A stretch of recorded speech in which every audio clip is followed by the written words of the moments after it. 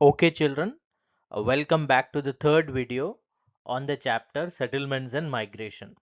I hope you are enjoying this journey of understanding how people live, move, and settle in different places.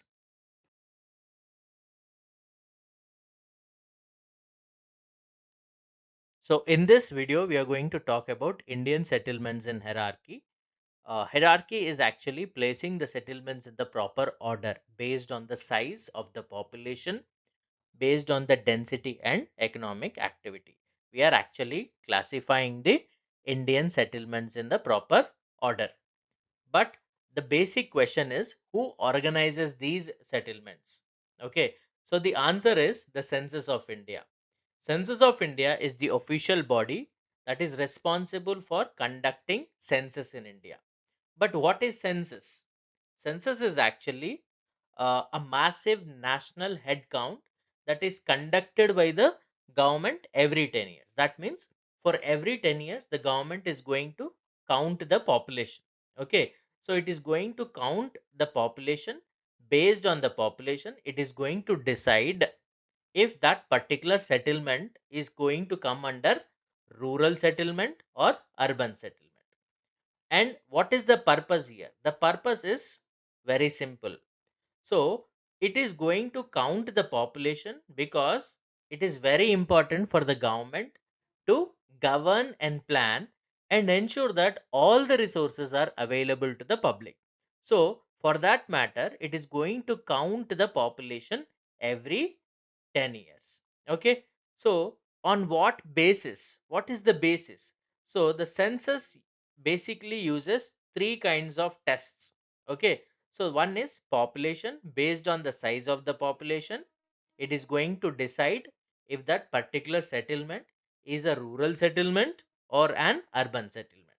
Okay. Second one is population density. Okay. So that is if that particular area is crowded or not. Okay. And also urban influence. That is what kind of work the people are doing in that particular region. Are they taking up agricultural works or non-agricultural works? So based on this, okay, so in short, you can say based on the population size, density, and urban influence, the government is going to classify the settlement as an urban settlement or a rural settlement. So now I'm going to take the table that is in the textbook, which describes about different settlement types and also a pyramid. So let's discuss this table in detail. We will start with first one, that is mega cities. Okay, so mega cities are those cities where the population is more than 10 million people. Okay, so you can see the examples of also these are the cities where the population is more than 10 million: Greater Mumbai, Delhi, and Kolkata. So mega cities are those cities where the population is more than 10 million people. Okay, now remember the numbers here. Okay, so that is the estimated population numbers are actually old data.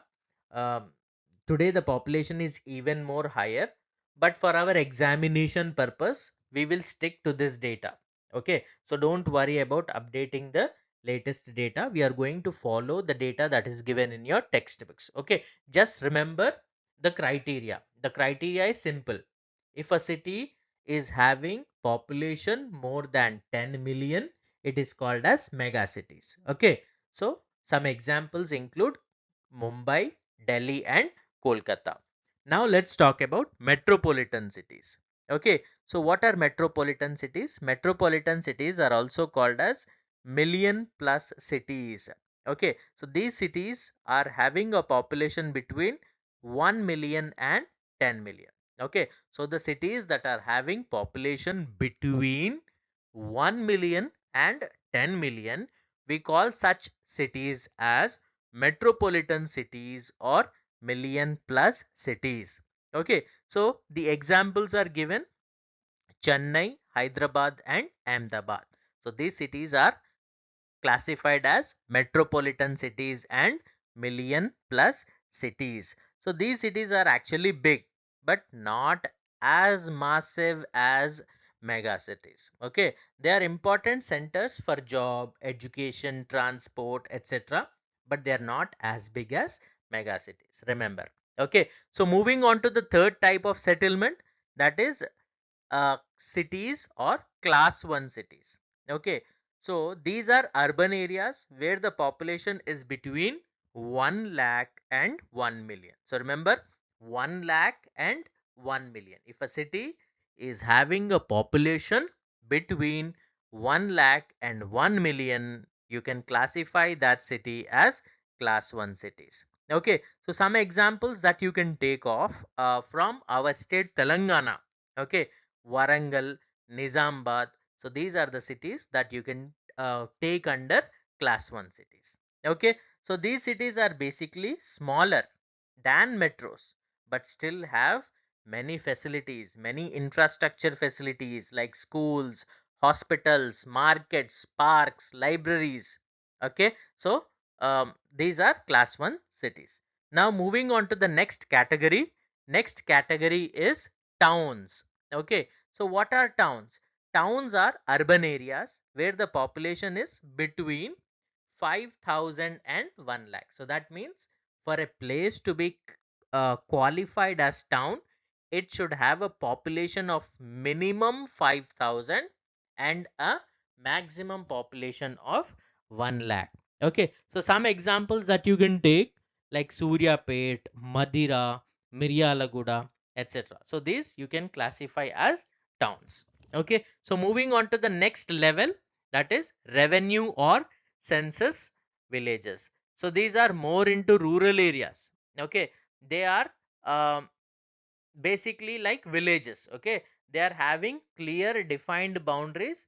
It is officially recorded and it has its own identity. Okay, so some examples that you can think about from our state Telangana, places like Konijerla, Velugumatla, Kusumanchi, so they are all coming under revenue or census village. And finally at the bottom we have hamlets. Okay, so what are hamlets? Hamlets are like tiny clusters. Okay, they are small clusters, or you can say a group of houses within a particular village. Think of them like a neighborhood inside a village. So you take a village, in the village you have a small neighborhood, so that is part of hamlet. Okay, so here you can take hamlet examples like Chinnapeta and Gollapalli Thanda and all that. You can take that as examples under hamlet. Okay, so the same thing is explained here in the form of a pyramid. Okay, so you can see the pyramid ranging from smaller places at the bottom to the higher places at the top. At the top you have mega cities and at the bottom you have hamlets. Let's now dive into a very important topic, that is urbanization in India. It is all about how people move from villages to cities and how that changes our country. Okay, so before we begin, we need to understand the actual meaning of urbanization. Okay, urbanization is movement of people from rural to urban areas for non agricultural work.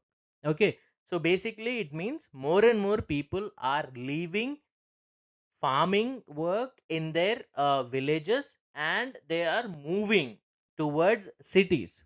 Okay, so basically it could be for better job opportunities or better business opportunities. Okay, so because the cities offer good jobs, it has more opportunities of business opportunities. The people living in rural areas leave their farming activities and move to urban areas so that they can settle in the urban areas. Okay, so this entire process is called as urbanization. Okay, so it is movement of people from rural to urban areas for non agricultural work.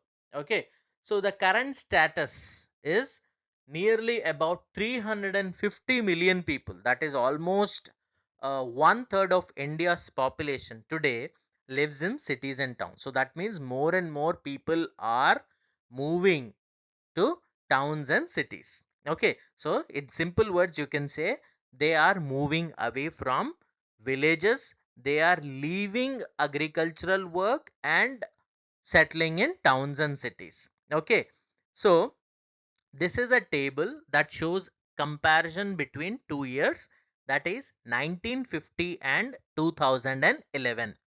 In the year 1950, there were only 5.6 lakh villages.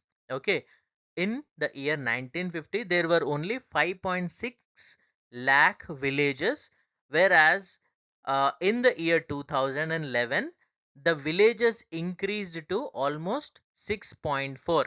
Okay, we still have 850 million people living in the villages. Okay, so if we talk about cities, in the year 1950, there were only 5 cities. Okay, so there were only 5 cities that were having a population of more than 1 million. But in the year 2011, only 3 cities, that is Mumbai, Delhi and Kolkata.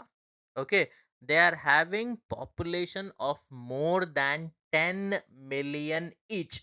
That means in Mumbai we have population of more than 10 million.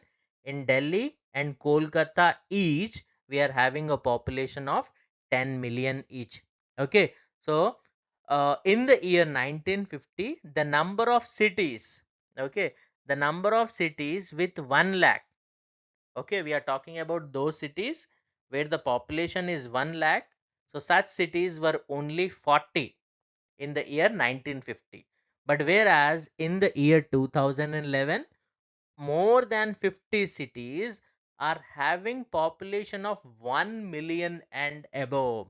Okay, so look at the drastic changes that happened over the years. Okay, so this process is called as urbanization.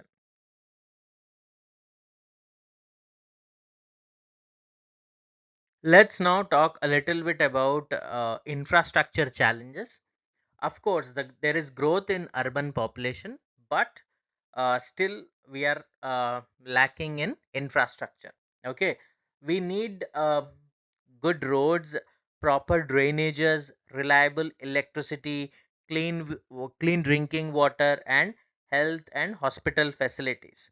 Okay, the government is improving in transport infrastructure, but still there are so many areas where we need to put in efforts, like electricity, water, health. Okay, so these are all the basic facilities which are lacking among the poor people.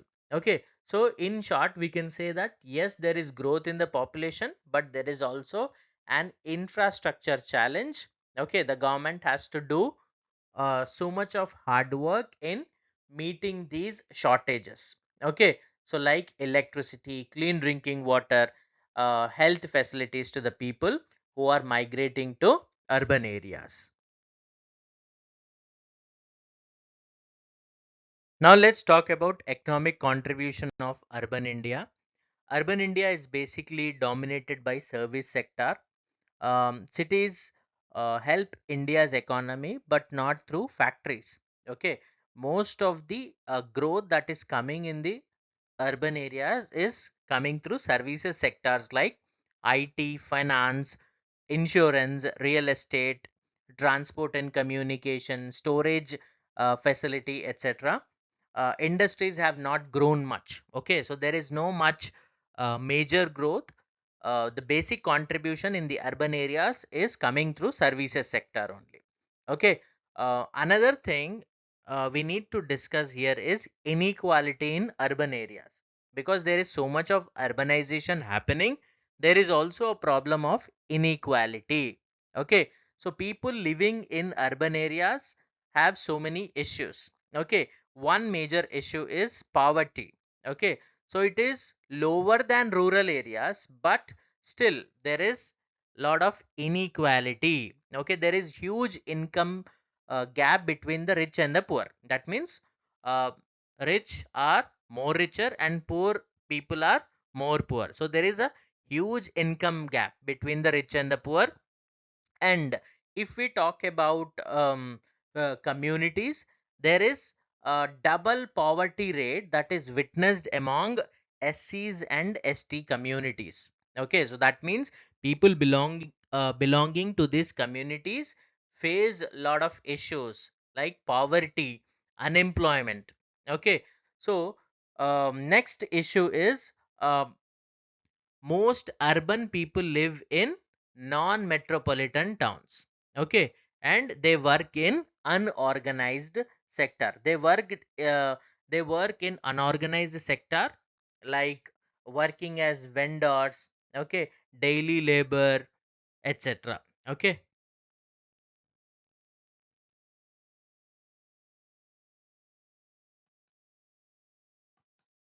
Now let's look at the main causes behind the growth of urban population in India. Okay, number one is natural growth within cities. The biggest reason for urban population growth is natural growth. This means that the number of births in the cities is higher than the number of deaths. Okay, so that means there is more birth rate prevalent here, and because of many healthcare facilities, the death rates are also low. Because of which the families grow, the population increases naturally without people moving in from outside. Okay, you can think of it like this: even if no one migrates to a city, the population can still grow because people living there are healthy, are uh, having more and more children, and they are living a healthy life. Okay, second one is expansion of cities. Okay, expansion of cities by including nearby rural area, another major factor. Okay, cities often grow by including nearby villages. So the nearby villages or the rural areas, they become part of the city officially, and automatically their population is counted as urban. Okay, third one is rural to urban migration. Okay, now many people assume that migration is the main reason for urban growth, but that's not entirely true. In India, only about one fifth of the urban population growth is due to rural urban migration. So that means people moving from villages to cities for jobs, education, or better living conditions contribute only about 20% of the overall urban growth. So while the migration is important, it is not the biggest factor. Natural growth and the city expansion play a major role here. Okay. Let's now talk about problems of urbanization. Urbanization is like a double-edged sword. Okay, though it creates opportunities, it also poses serious challenges. Let's now understand what these challenges are and how they are going to have an effect on our cities and on environment. Okay, so urbanization brings a lot of jobs and growth opportunities, but at the same time, they also create serious problems. Okay, growing urban population needs housing facilities, water supply, sewage and waste disposal, and transportation facilities. As more and more people move into cities, the urban population grows. This growing population needs many basic services. Okay, so that the people in these cities can live comfortably and safely. Number one, water supply. Cities need huge amounts of clean water every day for their daily chores. Okay. Energy. Electricity demand is increasing. As more and more people come to cities, the electricity demand increases for homes, industries, and transportation. Number three, waste disposal. Okay, this is the major issue. More and more people means more garbage. Okay, which needs proper management again. This is the challenge again. Okay, and transportation systems, roads, buses, trains, and traffic management, it becomes critical. So these are all the problems. These are all the problems that emerge along with the growing population. Imagine a city like Hyderabad or Mumbai, where millions of people need water, power, transportation every single day. Meeting these needs is not an easy job. It is the biggest challenge. Okay, and most importantly, these also create lot of environmental stress, like more vehicles, that means more air pollution. More air pollution, more health issues like asthma, allergy, etc. Okay, and there is also going to be an impact on the environment, climate changes, okay, greenhouse gas emissions. Okay, cities become more hotter than the nearby rural areas because of the expansion of buildings, concrete buildings, less greenery, deforestation. All this create lot of problems. Okay, so these are the common problems that we witness in the urban areas.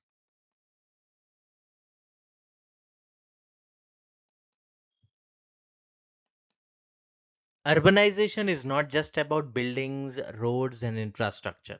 It is also about how the cities handle the waste that they produce. So let's understand the key issues here. Number one is improper sewage disposal. One major problem is improper sewage disposal. When the cities don't treat or manage the sewage properly, it can mix with drinking water, okay, and it can cause a lot of problems and infectious disease like cholera, typhoid, etc. Okay, so these diseases spread quickly in the crowded areas and can be life threatening, especially for the children and the elderly. Okay, urbanization also increases the use of non-degradable materials. Okay, so plastics, synthetic packaging, and various chemical based product. These materials take years or even centuries to break down. Okay, so as a result, cities may face a solid waste crisis where garbage piles up faster than it can be processed. Imagine a city where every household throws away the plastic daily without proper recycling. So all this waste gets accumulated and it keeps on growing, causing damage to the environment. Okay, so cities push waste to rural areas. So how do they manage? They manage this waste by shifting the burden to the nearby rural areas. So again, this creates a lot of problem. Okay, water pollution problem, land degradation problem, etc. So the waste that is processed by urban areas is brought to the rural areas and it is dumped into the rivers or lakes that contaminate the water sources. Okay, and there is also a possibility of land degradation. The entire toxic material produced by factories are dumped into the land, which damages the soil quality, making farming a difficult task. So when the cities grow cleaner, rural areas have to suffer silently. This is completely unfair and unsustainable for rural areas. Okay, let's now move on to the next topic, that is Aerotropolis. Okay, so what is Aerotropolis? A modern urban settlement built around a major airport. Okay, an Aerotropolis is a modern urban settlement that is built around a major airport. Instead of the airport being on the outskirts of the city, the airport becomes the center of the city itself. Think of it like this: the airport is no longer just a place to catch flights, but it becomes a hub for living, working, shopping, and entertainment. Okay, the airport acts like a city itself, offering various services like hotels, shopping malls, entertainment zones, restaurants, business conferencing facilities. So it offers different things. In an aerotropolis, the airport offers city like facilities. Okay, so there are hotels so that the travelers and the business guests can utilize the hotel services. There are shopping malls for retail and for leisure times. There are so many restaurants okay, offering global cuisines, and there are entertainment zones like cinema halls, gaming clubs, and cultural events. And there are also business conferencing facilities so that the people who are traveling can conduct meetings, expos, and corporate events. So it is like a mini city itself inside the airport, which offers convenient, modern, and efficient stay. Okay, but why Aerotropolis? Okay, why Aerotropolis? So that the people can fly in, do business, fly out without entering the city. So here the basic idea is based on speed, convenience, and connectivity. Okay, so people can fly in, do business, and fly out without entering the main city. Okay, so that it saves the time, especially in the big cities. It has problems like traffic congestion. Okay, it offers a city like comfort right at the airport, near the airport itself. Okay, so it makes traveling smoother and more productive. Imagine it this way. Okay, imagine a business person landing in Hyderabad. He wants to attend a meeting at the airport hotel and fly out at the same evening. Okay, so if he is going outside the city, he might get stuck up in the traffic. Okay, so that is where these facilities, they provide all the facilities near the Aerotropolis only, so that they don't have to go to the main city. All the facilities are available in the airport city itself, which is called as Aerotropolis. Okay,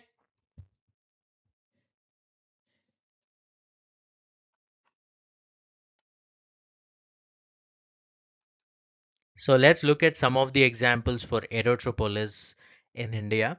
Uh, Kempegowda International Airport in Bengaluru. In Delhi, we have Indira Gandhi International Airport, and Rajiv Gandhi International Airport is in Hyderabad. So these are some of the examples of aerotropolis in India. Now let's take a look at some of the aerotropolis centers across the world.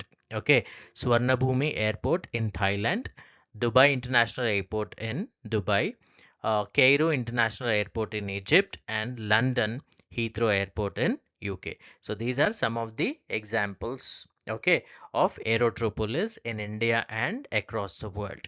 Okay, and uh, finally, let's try to conclude by understanding this question. That is, why do settlements expand? What is the major reason? Number one is because of history. Okay, because a place has its history, its culture, its rule by various kings and all, and geographical factors also contribute to expansion of settlements. And another major reason is migration, because people keep moving to cities in search of better job opportunities, better education, better healthcare facilities, and living opportunities, which is why the settlements keep expanding. Okay, so with that note, I end this video. Thank you for joining me on this lesson. If you enjoyed the video, like the video to show your support, share it with your classmates and friends, and do not forget to subscribe to the channel for more engaging lessons for 10th grade social studies. And do not forget to leave a comment below. Okay, so that's it for the day. Thank you so much. Jai Hind.